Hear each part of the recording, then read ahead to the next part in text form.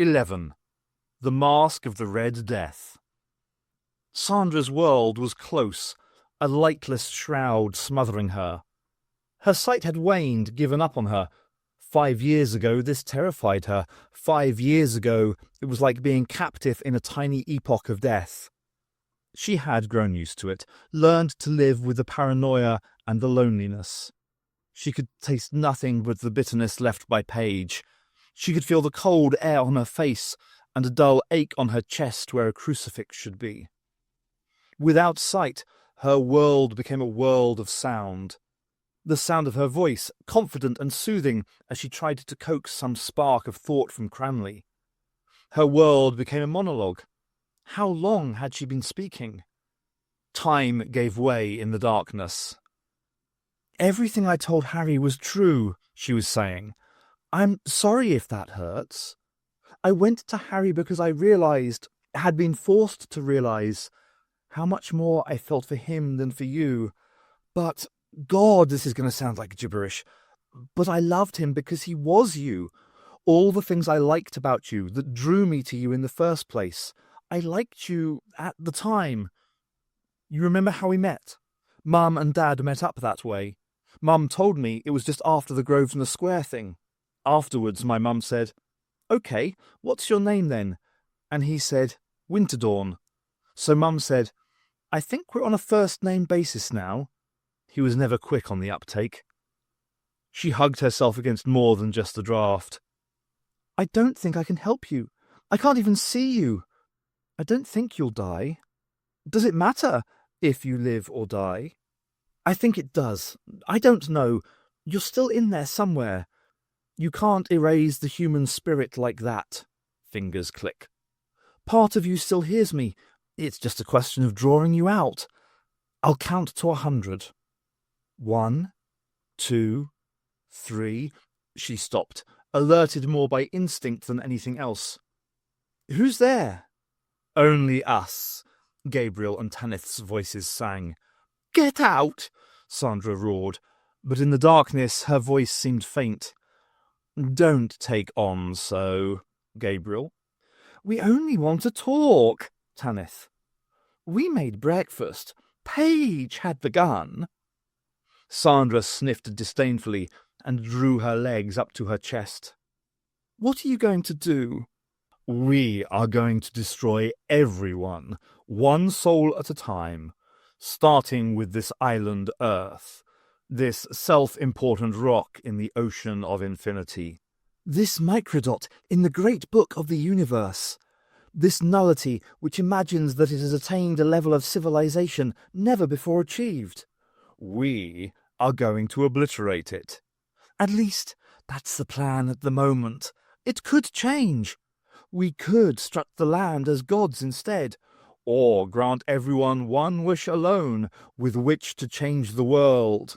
Scatter the population of the planet to random destinations throughout space. Reveal a universe colder and vaster than they've ever imagined it.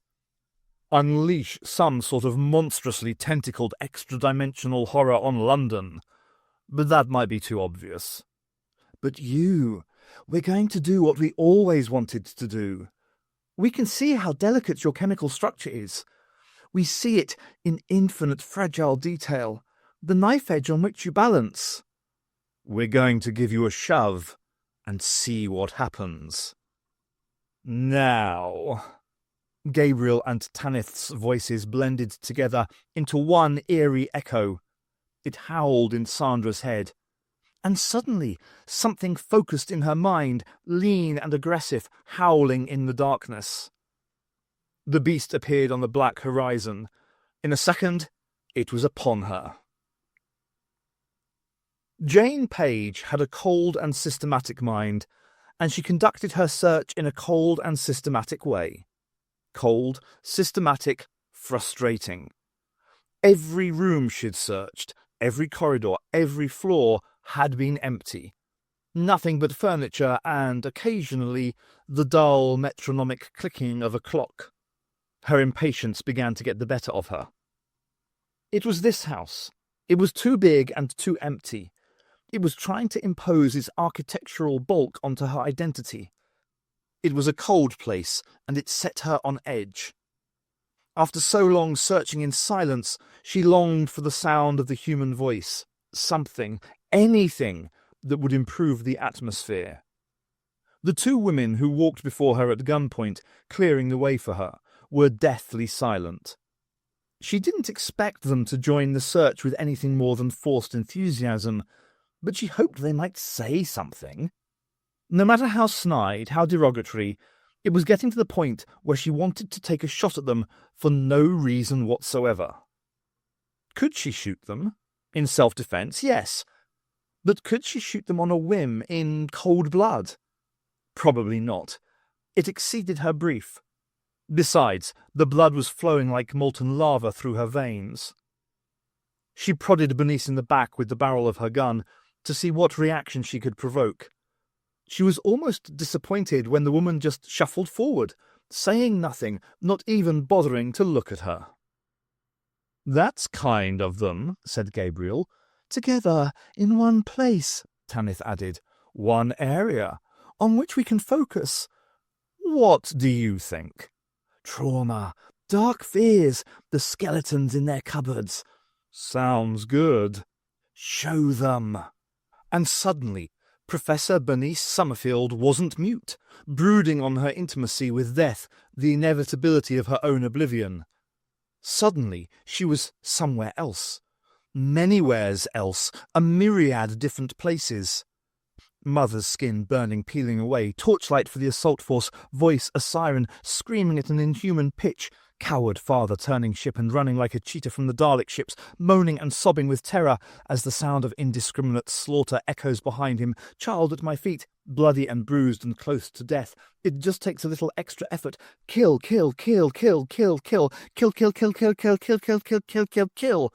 Kill, bloody taste in her mouth, tasting it, loving it, seeping through to her brain, mental orgasm. Like sex and betrayal and Judas, each man kills the thing he loves, the coward with a kiss. So many people died in the transit tunnels because you let that creature inside you, contemptible coward, little things that meant nothing to you, but must have made other people's lives hell. You are a bully, Summerfield.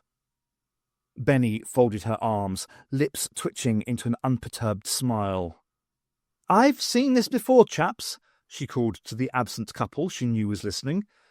"It's disappointing when you know how it ends. How about something new?" Ace found herself elsewhere. A cold, loveless elsewhere. Defiant wilderness.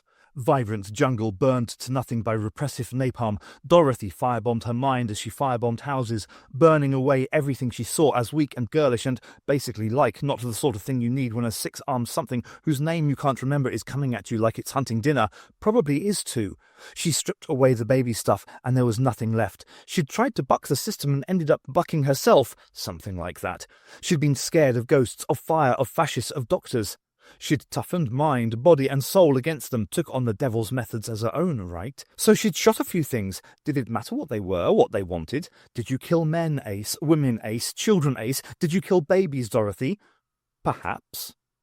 So she kicked back. Ace and no one else. There was no one leading her. No damn outside forces working on her. Not anymore. The funny thing was, she'd caught this fascist once, this real big Nazi who loved to hurt and kill and maim, and it was like looking into a mirror. Just goes to show. She blew the Nazi away anyway because he could never stand glib endings. Ace becomes baby Dorothy again. An ice world, Gabriel Chase, the Doctor, Benny and Daleks are things the future holds in store. Nevertheless, baby Dorothy's skin begins to smoulder, and within seconds her body is a torch, burning away into nothing. And Paige?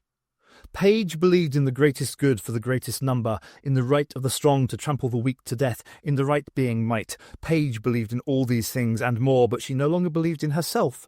Her name was forgotten, written on a long-lost piece of paper, floating away on the wind. At the heart of her slogans, her characters, her guns, her death camps, her job, there was nothing, a hard, icy block of nothing. Jane Page believed in nothing, so Gabriel and Tanith showed her nothing in all its glory, a limitless arena. They showed her this, then they showed her herself in relation to it, how meaningless she was in comparison to it. They showed her that some things can be less than nothing. The nameless woman clutched at 2 syllables, at Jane Page, because that was all she had left. Then she began to cry. The interstitial light strobed violently, settling down as a swirling mist, tinged pink by leaping and writhing will-o'-the-wisp lights on the fringes of the intersticks. The doctor ignored it. He was becoming too accustomed to these changes of scenery. "God, this is dull," Winterdawn purred. "Can you fix a chair?" "It'll border on the makeshift." "Does it matter? It's not as if we're going anywhere." The doctor smiled, but it didn't stave off the hollow growing inside him. Something was consuming his energy, his vibrance. His skin felt brittle as eggshell. So, for that matter, did his mind. How long can I last here without going mad? How long can Winterdawn last? He looked up at the professor, sitting helplessly in the heart of the mist, sighing to himself and looking round in boredom. The madness that would consume him would be trivial. It would be nothing compared to the madness of a Time Lord. When his mind went, it would unleash a storm across the surface of his brain. The dark design, the Time Lords called it, and went out of their way to hide the sufferers in institutions. The Doctor had known many insane Time Lords in his time, but no mad ones, pretenders rather than kings. How will I feel when I am lost in the dark design? What will I think? No, he didn't want to think about this. These were cold futures. They should not be dwelt on. He hurled himself into the task of repairing the wheelchair, relishing the concentration involved. "Do you want to know," Winterdawn asked, "why I did this?" "Yes," the doctor said, barely noticing the question. "I want to destroy the world," Winterdawn said calmly. The doctor's head bobbed up. "Literally?" he asked cautiously, his fears softened by the droll smile Winterdawn was displaying. The professor shook his head in response. "I wanted, to destroy society." The doctor listened patiently to that voice. Winterdawn didn't sound insane, and there was none of the deceptive clarity that might hide a deeper madness. "How would you destroy society?" the doctor inquired cautiously. "With technology. With this." Winterdawn waved his arms round, gesturing at the void around them. "I told you," Winterdawn continued hurriedly, though he seemed more enthusiastic than obsessive, "that interstitial travel would bring about revolution. It would be a revolution in culture, in thinking. Change people's minds and you change the world they live in. This is real freedom I'm offering them. An infinite universe all within our reach, theirs to choose from. The whole superstructure of our existing societies would collapse." "You'd like that?" the doctor asked thoughtfully. "I would," Winterdawn said. "The old society is dying already, but not fast enough. I want to see its grave, Doctor." He blinked, the fanaticism in his eyes softening. He turned slightly so that his face became shadowed and unreadable. "When I was a student in the 60s, I felt like a conservative in radical times. Oh, I've supported things like CND, Greenpeace, stuff like that. But they were the mainstream, radically respectable. I wanted to get the Americans out of Vietnam. I was on the Grosvenor Square March. But I wasn't committed. I just went along for the violence, the drinks, and the hope of getting a girl into bed. Well, there wasn't any violence, and there weren't any drinks. But I did get that girl into bed.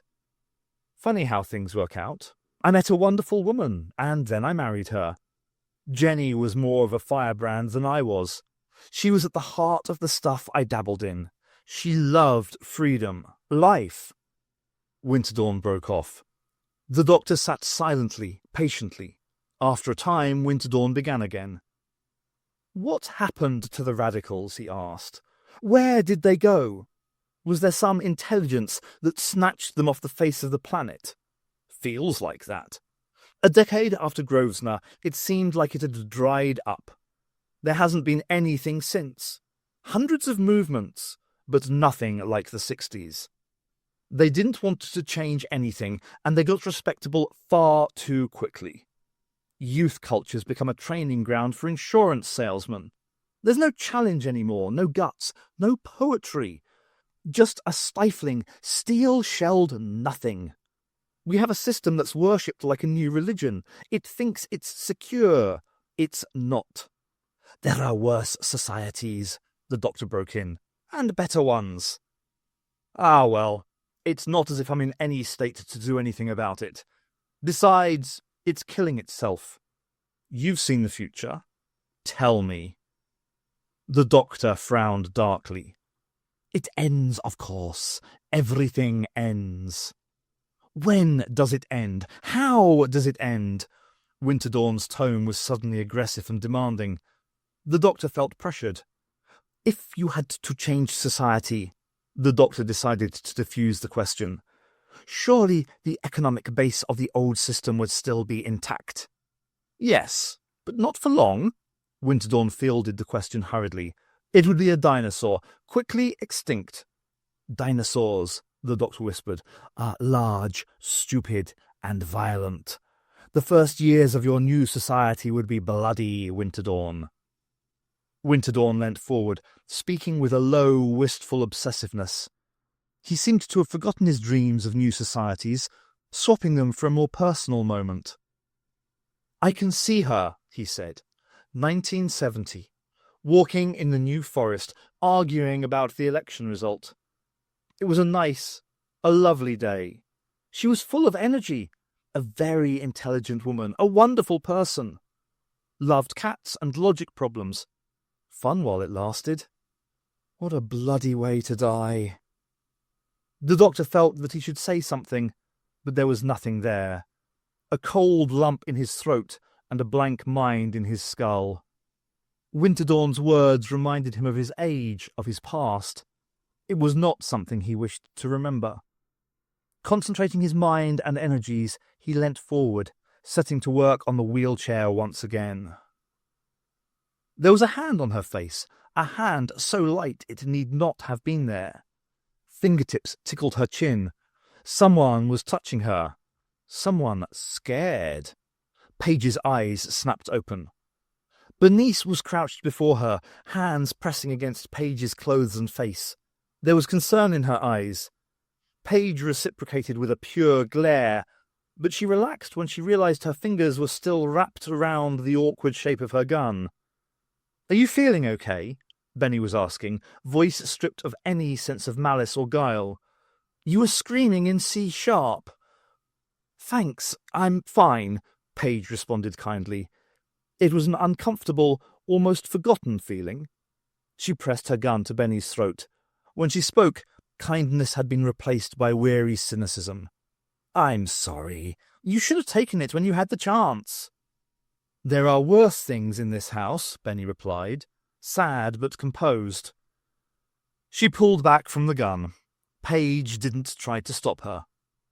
Ace stepped into sight, a harsh, jagged shape in black and grey. Here was raw hatred. Once again, Paige felt something like remorse. She had to suppress it viciously. There were tear stains on Ace's cheeks. Paige had seen terrible things. So, she assumed, had Ace. Thank Benny, Ace said without passion. If it hadn't been for her, you'd have woken up with half that gun rammed up you. Thanks, Benny. Paige forced herself to stand, surprised at how little pain there was. She smiled broadly, checking the safety catch with a suitable amount of ceremony.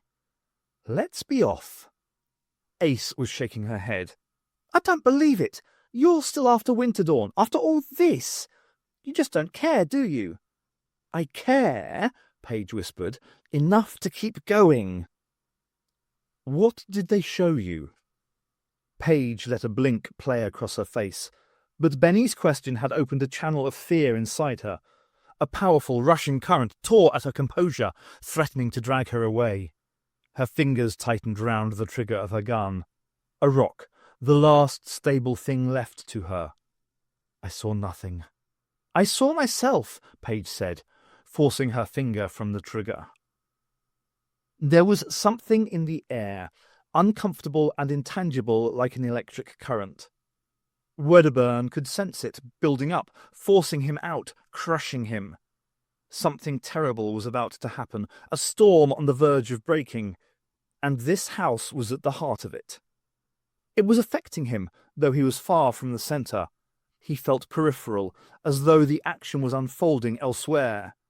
Terrible events were occurring under his nose, but he was left out. He had felt alone for the whole of the morning, and loneliness was turning to paranoia. There was a conspiracy to which he was not privy. Perhaps he was its target. He had even begun to suspect that he had woken in the wrong house.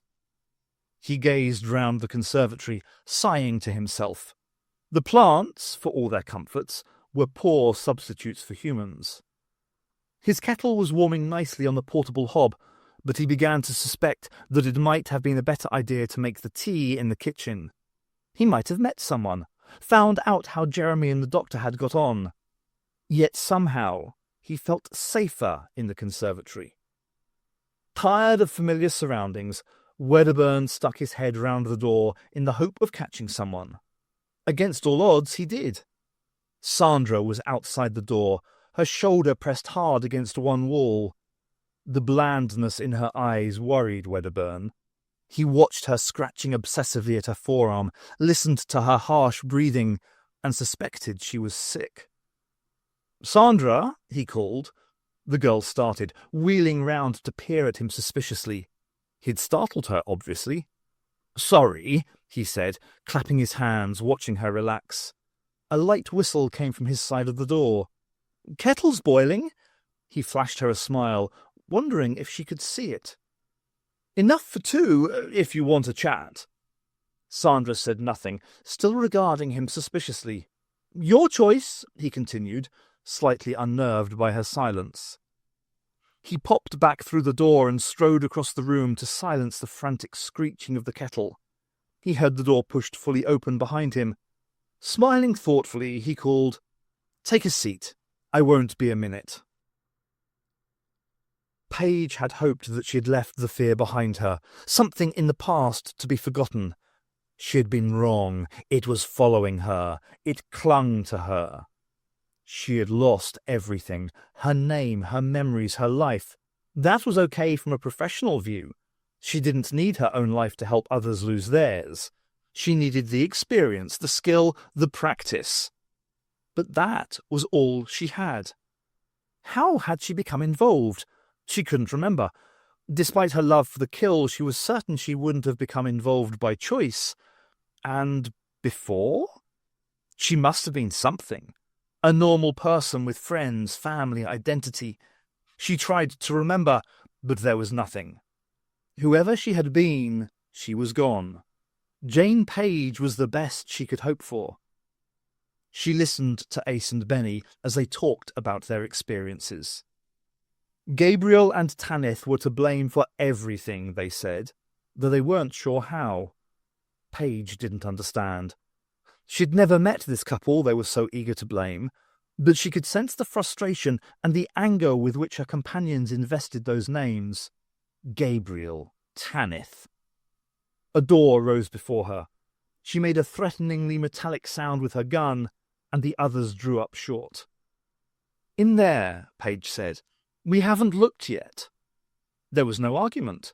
Benny walked to the door first, reaching to pull it open, then wavering, lowering her hand and pausing nervously at the threshold. The door remained solidly closed.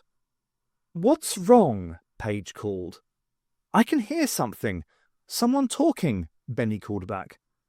"I think there's someone in there already." "All the better," Paige smiled warmly. "More targets. Shall we see?" Benny pulled open the door. A black rectangle cut itself into the wall where the door had been, a silent portal into a silent room.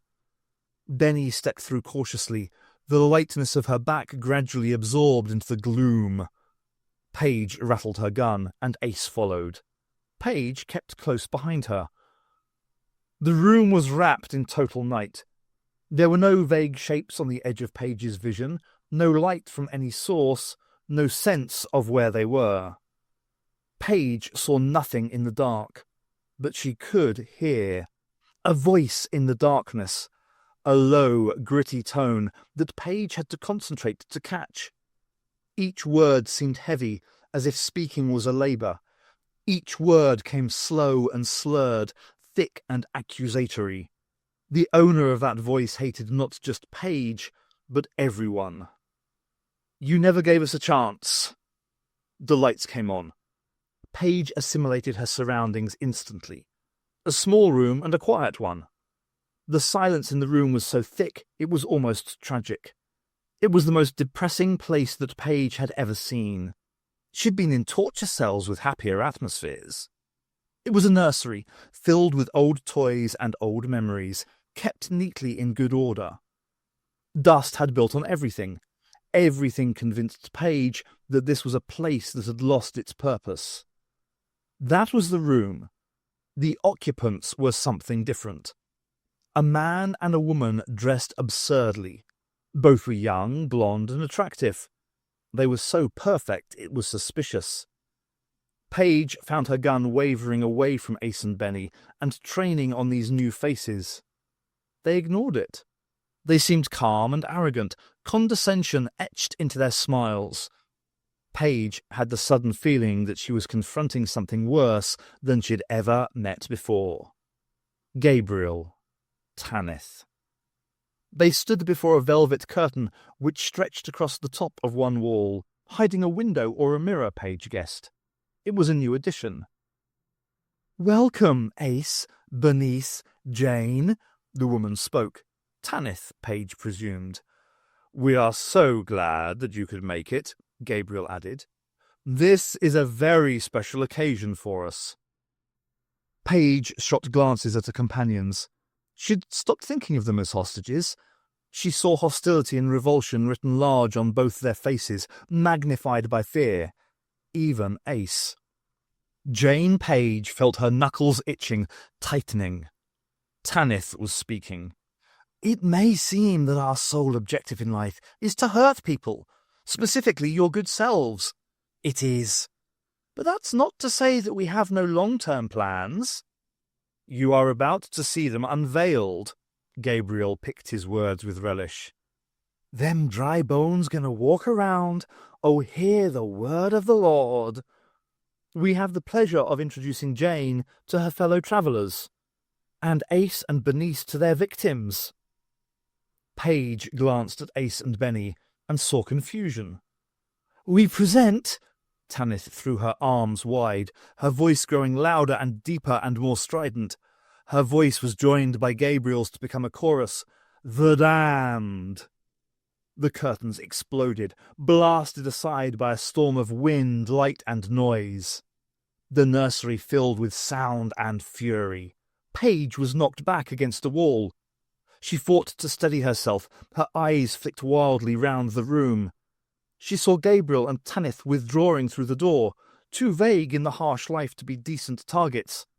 She saw Ace sprawled on the floor, limbs flailing as she tried to climb to her feet. She saw Benny, better placed than Ace, anchored by a chest of drawers. The light flooded the room, blue-tinged, casting hideous black shadows that might have been faces. They rose through the room, speaking in tongues, deformed mouths howling rage and pain. There were words beneath the babble and the noise of the storm. "We live." 2 syllables beating again and again, lending rhythm and depth to the chaotic white noise. The voices were neutral, but punctuated by higher accusatory shrieks, full of loathing for the women in the room. "What choice were we given?" the shapes howled. "From darkness to darkness with darkness between." Paige tried to blank out the assault, staring upwards and shielding her eyes to see the heart of the storm. Behind the curtain, a window set high on the wall, jet black but radiating light. Paige pulled her gun up to level on that window. Screaming soundlessly into the storm, she let her fingers squeeze. Fire burned from the barrel of the gun, spitting viciously at the window. Paige scowled and swore and kept firing. Nothing was happening. Nothing. The window was as flat and unbroken as it had ever been, as if her bullets were evaporating. She stopped. seeing Benny forcing herself to climb. She was balancing precariously on the chest of drawers. Weak though it looked, Paige had no doubt it could support Benny's weight, and it was situated below the window. It swayed alarmingly as she balanced on its top, but Paige could already see that it wouldn't fall. It settled down, and Benny seemed to relax. One hand had slipped down the length of her body and was forcing a boot from her foot. Paige watched with a growing feeling of expectancy. This was going to work. Benny weighed the boot in one hand, a hand that swung pendulously with increasing force. With a swift, powerful action, she thrust her arm up, smashing her shoe into the black glass. Glass which failed to shatter. The light imploded into Benny's body, becoming no more than the blue halo flickering round her shape. A brief, agonized scream formed on her mouth, sickeningly soundless in that storm of light and sound. The light snapped off. The room reverted to normal. The chest of drawers toppled over, smashing into the floor, shaking the boards, sending a shock up Paige's spine. Benny was on the floor by the chest. She had fallen clear of it, and was lying awkwardly on her back. Her neck twisted out of its natural crook, her arms splayed wildly at painful angles. Her eyes were closed. Her chest was still. Paige had grown too used to death to feel anything more than a flicker of sorrow. Even that surprised her. Ace climbed to her feet, hawkish features softening into confusion. She stared vacantly at the body, then switched her gaze onto Paige, something pitifully hopeful in her face. Paige shook her head. A deep, dark frown grew across Ace's features, then hardened. She stumbled across the room to crouch by the crumpled shape that had been Bernice Summerfield. With a facade of casualness, she reached for Benny's wrist, prodding it in a fruitless search for a pulse. When she moved again, she was agitated, her hands leaping to Benny's chest, to her neck, to her face, to her eyes. With each fresh move, Ace's actions became shakier, less restrained. Paige watched the woman disintegrate. It was difficult to maintain her detachment. She managed. Ace pulled her hands away from the body and shot a glance of utter hatred in Paige's direction. It was an anger so thick and tangible Paige nearly reeled. But it wasn't aimed at her. It was just anger, undirected and venomous, straight from the heart. Ace turned back to the body, her shoulders rounding with renewed anger. Her arm swung down, the full force of her anger behind it, smashing a flat palm against the side of Benny's face. Flesh cracked against flesh. The dead head rolled aside.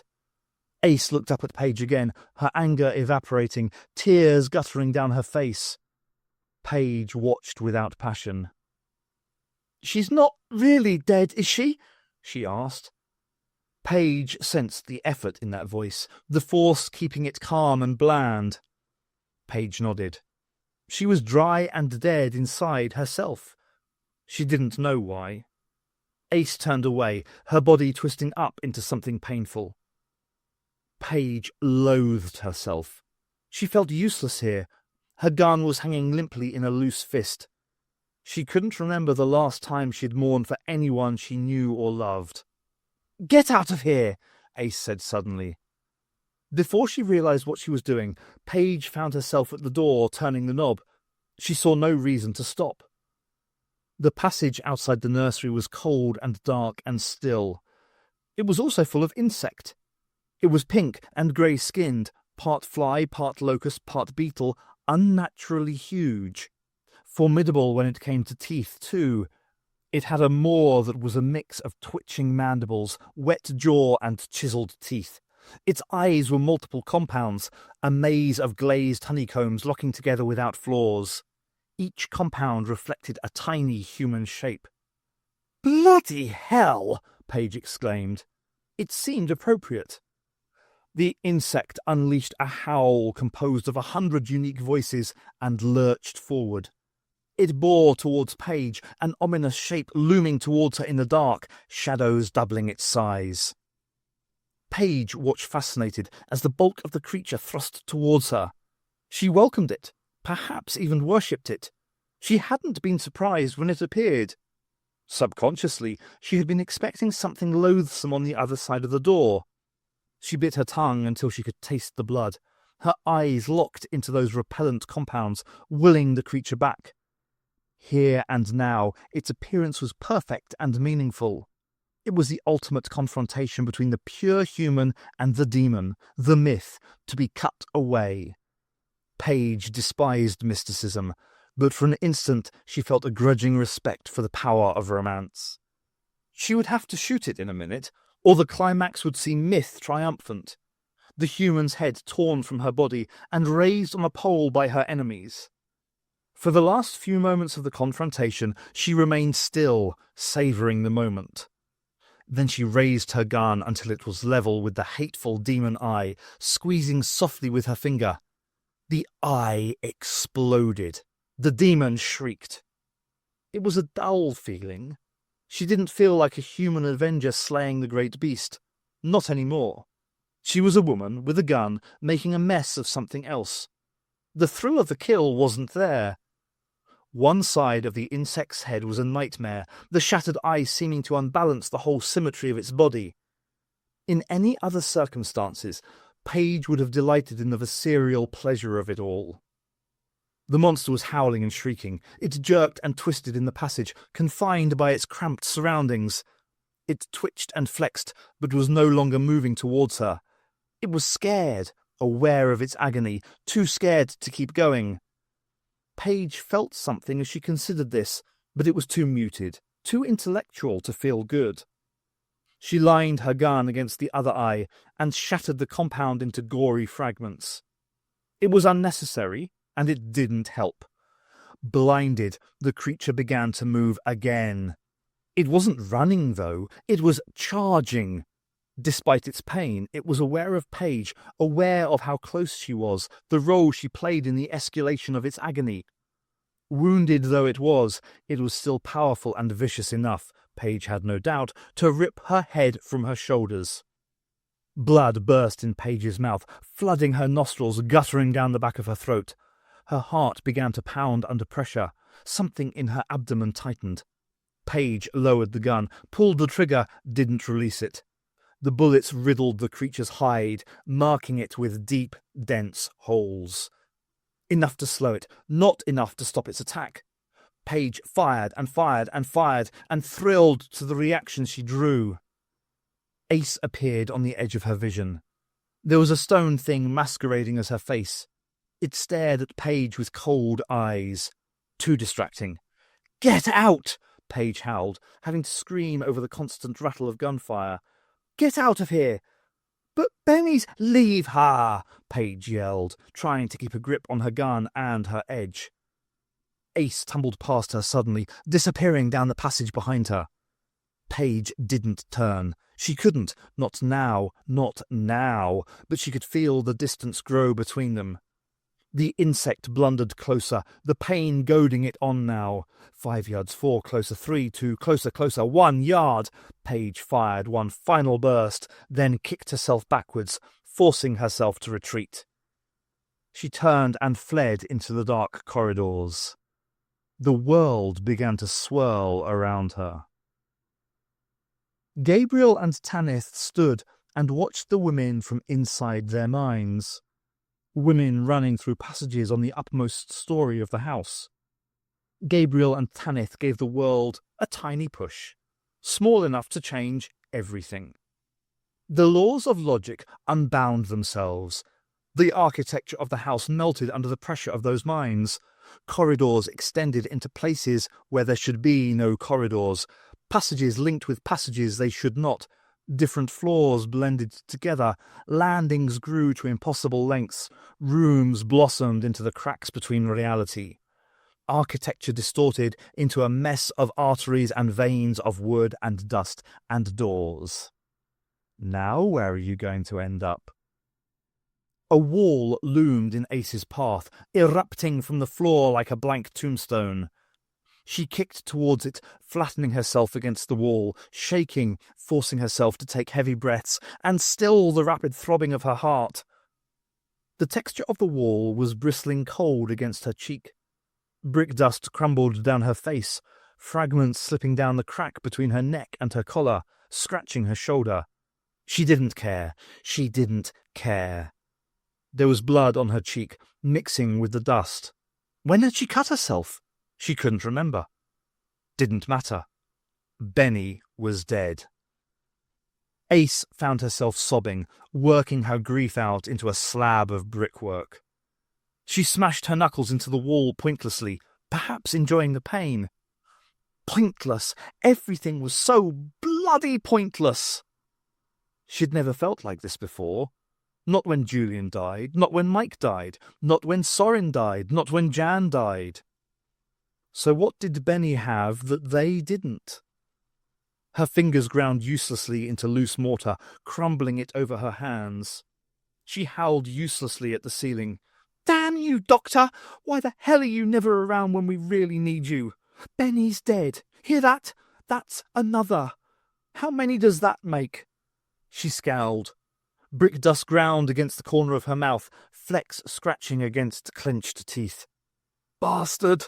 She muttered, hoping that whatever vantage point he had on reality, the doctor could hear her.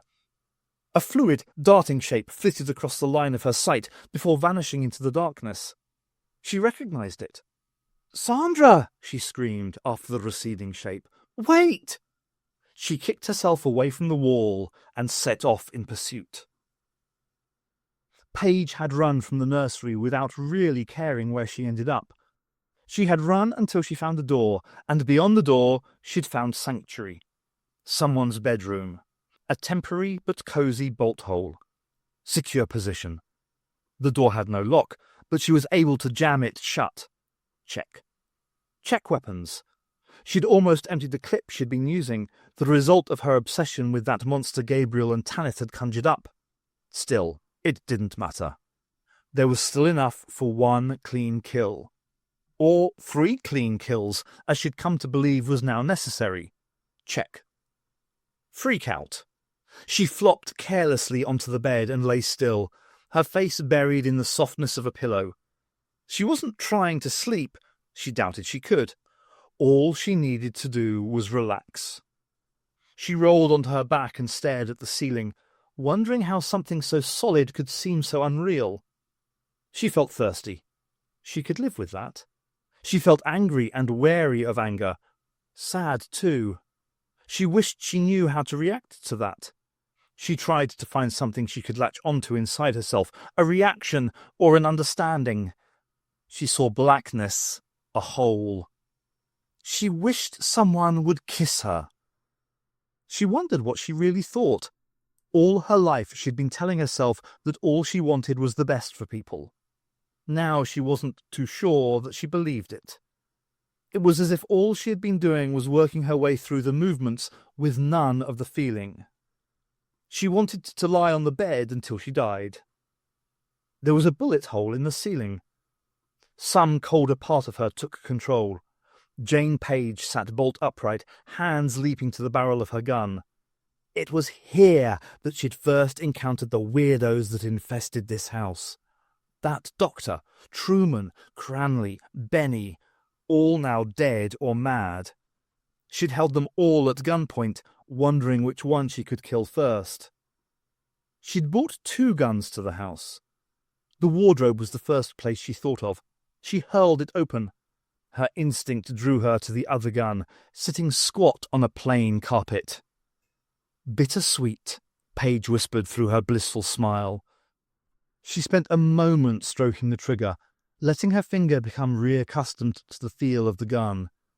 It was as fine a feeling as she remembered. Air rushed behind her. Suddenly, she was spun around, down on one knee, arms projected from her body, gun an extension of her fingers. It aimed still and straight at the far wall.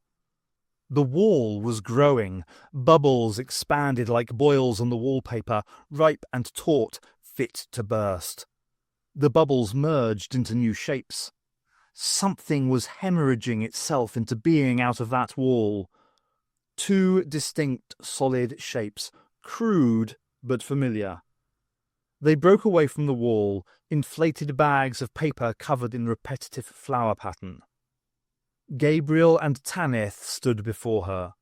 Mortar and brick dust churned in their eye sockets. They breezed towards Paige, rustling as they moved.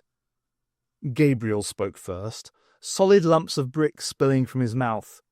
Paige felt nauseous, but refused to allow it to cloud her judgment.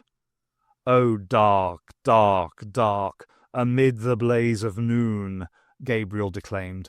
"Irrevocably dark, total eclipse without the hope of day." "Hiya, Pagey," Tanith intoned, spitting and speaking gravel. "We've not been properly introduced. Him's Gabs, me Tan. You know how it is?" Singing bitter songs of shattered flowers, slice, and bloody, staining white thighs and eyes, quite mad, how sad, too bad, and all things in totality, my little blossom floating on the water, in the land of murder where the shadows never lie. "One more time? We love you, we need you." "Come with us, Pagey girl," Gabriel called. "Like us, you are a shadow dancing on the edge of truth. Time to fall." Paige made a hole in his head. The wallpaper man jerked backwards, dust fountaining from the crevice in his temple. Paige frowned. She'd aimed for an eye. She put 4 more bullets into him, 1 in his shoulder, 2 in his chest, 1 in his groin.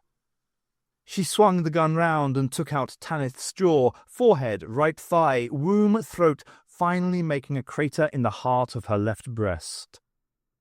Paige took no immediate pleasure from this. It wasn't as if they were real people. They were just parodies, grown out of the wall for the sheer kick of scaring her. Once they were killed, the wallpaper people lost their human shapes, becoming piles of dust and torn paper. There was no fun in inflicting pain on this kind of creature. The only real thrill was that which shook her body every time the pistol kicked. Paige surveyed her work with professional pride. Then she made for the door with a renewed sense of purpose. She knew what she was going to do and how she was going to do it. It was nice to have things back to normal. Ace didn't know where she was going. Her attention was focused solely on Sandra, on little more than a fleeting glimpse of her back or a shoulder in the passageway ahead. Ace managed to keep her in sight. Just. How could anyone run so fast? She had called to her a couple of times, weak shouts forced through breaks in her heavy, wheezing breath. She'd been running for so long, her head was feeling bloated and dizzy, and there was a haze in front of her eyes. The exhaustion was going to kill her before anything else. Sandra was there in front of her, a suddenly tall, suddenly imposing figure with soft, blank eyes. She was smiling, a kindly, motherly smile. Ace grabbed the nearest wall and tried to steady herself. "Shit!" she snapped, forcing herself to breathe sensibly, forcing back the sick taste. Bloody hell! Oh God, hard-boiled skull, how can you run so bloody fast?" Sandra smiled in silence. "Benny is dead." Ace spat the words. They had a grisly taste which she wasn't yet used to. "Benny is dead. We've got 3 psychos on the loose, not to mention that bloody insect. Christ!" She clenched her arms against her stomach, half falling to her knees as something seized painfully in her gut. The pain was long and dull and intense, but it concentrated her mind, stopped her from crying. "She's dead!" When she looked at Sandra again, her eyes were stark, filled with sadness. "Travel a lot. You get close to the people you spend your time with, right? No one I've loved's been killed before." Sandra slipped an arm under Ace's shoulder. Slowly, she levered Ace upright, gently but with a surprising strength. The pain still waged its war in Ace's intestines, but it was softer now. She rested against the other woman for support, letting herself be guided through the nearest door. "I'll tell you what, though," Ace mumbled, wondering how much of the pain was her and how much of her was the pain. Sandra propped her up against the wall. "A lot of people I've fancied have been killed." I can't remember half their faces now. I never hang around long enough to get to know anyone." There was a new burst of pain, and she grimaced. The graze on her face was dribbling a steady stream of blood now, and Sandra had pressed something right against the wound. "I wish I'd had the chance, though." Sandra nodded, leaning closer to the wound. Her face disappeared from Ace's sight, becoming something dark on the edge of Ace's perception. "Looks like a bomb's hit this place," Ace announced, studying the room from over Sandra's shoulder. It wasn't an ill-judged statement. The room was a conservatory, filled from wall to wall with exotic plants and vegetation. That explained the heat and the chlorophyll tang. Someone had gone out of their way to create a rainforest in this room, so Ace expected it would be more than a little chaotic. But it was also filled with the tools of civilization, and they were in a real mess. A desk had been overturned, books strewn everywhere, their pages stained dark red and torn to shreds. A gas hob had been smashed against the wall. Beside it lay a twisted piece of kettle, water frothing from its crushed spout. There was something warm and relaxing pressed against the wound on Ace's cheek. There was something thick with spikes expanding in her stomach. Between pleasure and pain, Ace found it difficult to concentrate. "Hey," she said, stuck by a memory. "This isn't the place with those plants that tried to eat Benny." She cast round the room, lighting on a patch of orchids a few yards away from her. They were writhing and shaking, spitting long, thin tendrils from their crushed mouths. Ace reckoned this was what she was looking for. The orchids swept in wave patterns, beautiful. They clustered round each other like a pack of hunting animals, swooping down on the corpse, sinking their tendrils greedily into its exposed flesh. The lines pulsed, redness seeping through in what was clearly a hungry transfusion. Ace smiled. The body was that of a man in his 50s, recently dead, Ace guessed. He was already pale from the blood drain, but there was some quality to his skin that suggested he had been heavily tanned in life. The plants hadn't killed him, though. The marks on his face told Ace the whole story. He had been attacked by something vicious. It had probably been a violent death. Ace had lived with death long enough to recognize the signs of death agony. This man hadn't gone easily. Ace smiled and closed her eyes. After a couple of seconds, they were open again, staring. She pushed Sandra away from her, shoving the woman so quickly that she stumbled backwards without putting up a fight. Ace stared at her face, repelled. Sandra's eyes were blank and callous, dazed but sharp. There was blood on her lips and her teeth and her tongue. There had been something warm and wet against Ace's cheek, and she suddenly realized what it was. "What have they done to you?" Ace asked blandly. Her well of emotion had already run itself dry. She couldn't make the effort. Exhaustion had got the better of her. All she wanted to do was curl up in a corner and cry. Hardly fighting talk. She'd had enough of that for one day. Sandra leant forward, baring her teeth and hissing. Her eyes had become squints, sharp and venomous. There was nothing human in them. "Look, don't give me this," Ace told her, shaking her head in near hysteria. "I'm not going to fight you, really. I'm too bloody tired."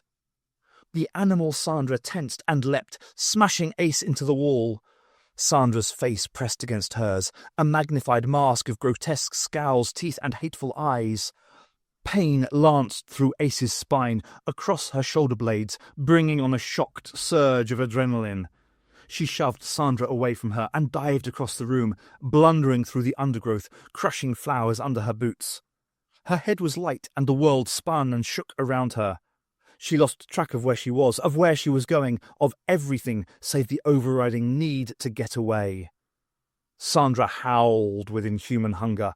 A dead weight crashed into Ace's back, sending her sprawling forward.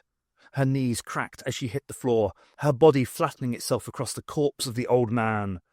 Bulbous plant faces brushed against her face. Sharp-tipped tendrils pinned themselves like razors into her face, one digging itself into the edge of her eye. There were claws in her shoulders, dragging her back. She crawled free of the orchids, smashing them aside. Sandra's grip remained firm. The hands were at her throat, under her chin, jerking upwards, trying to pull her head off. Ace could feel her spine curving backwards. There was enough force there to break her neck, enough pain to amply fill the seconds before that final, bone-cracking wrench. "Sandra!" Ace howled, opening her lips and gaining a mouthful of wet earth. "Sandra, it's me, it's Ace! Sandra!" Sandra growled by her ear, a guttural, croaking sound issuing from the back of her throat, devoid of meaning, devoid of human sound. An elbow drove Ace's face into the earth, burying it in a cool haze of wet, brown and green. Sandra was pressing her shoulders and neck down, as if trying to drown her in the mud. Ace no longer had the energy or the inclination to rise. Better if she died here, now. Sandra's teeth cut into the back of her neck. There wasn't any pain now, just a gradual sense of despair that had built up along with the mud on her face. Ace lay still and waited for the end. "I think your chair's in something like working order," said the doctor. "Fine. Where shall we go first?" The doctor raised the chair onto its wheels and watched it wobble slightly before righting itself. He felt no pride in the restoration. His eyes flicked down to stare at his hands. They were dark, with grime from the dirtier parts of the wheel's anatomy. The layer on his hands conjured up images of the effort he'd put into repairing the chair. A pointless effort. It served to keep his mind off the situation, the last practical goal to be achieved in the empty plains of the interstices. He'd been dreading this moment. The repairs were effected. There was nothing else to do but wait and pray for madness and death. "All art is quite useless," Winterdawn said, smiling without feeling. The doctor helped Winterdawn back into the chair, then squatted on the pseudo-ground to watch the never-ending show. Years passed. Perhaps they were seconds. They watched together as the interstitial world turned inside out, displaying patterns and colours and designs too complex to be conceived in the real universe. The doctor smiled. At times, he thought he could see people dancing in between those shapes, people and creatures from 1,000 worlds and 1,000,000 times. His eyes followed the tortuous geography, trying to find an end to it, certain that there was none. He felt exactly like he had done as a child, sitting on a beach, tossing pink pebbles into a golden sea. A good feeling. A shape moved in the very distance, on what the doctor would have called the horizon, had such concepts applied outside of normal space. It was a speck, moving in a way that nothing else in interstitial reality had ever done. The doctor couldn't define the difference. It was something he sensed. It was a dreary sight, lacking the sparkle and the transience of the usual conjured images.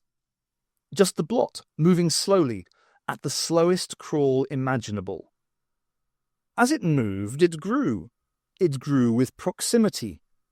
The doctor found he had the impression of a man trekking the incredible hot distances of a desert plain, forever walking towards the horizon. After several days, the shape was large enough to be made out as a man. Male humanoid, at least. A man walking the interstitial plains, toiling grey paces in the direction of the doctor. The man moved easily with long, measured strides. He wasn't hurrying. "I've seen him before," Winterdawn said quietly. His tone was bland, but the doctor caught 100 subtle inflections, hope, confusion, curiosity. Foremost was terror. The doctor nodded, turning back to scrutinize the man, contemplating his new knowledge, wondering what the figure's significance would be.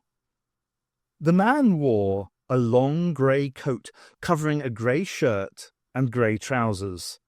On his head was perched a grey hat. His skin was thin and grey. There was no part of him that was not grey, save for the black glass of his spectacles. The greyness lent him ambiguity. The doctor studied the distant face, wondering whether this was a young man or an old one. It was impossible to tell. He was neither. He was grey.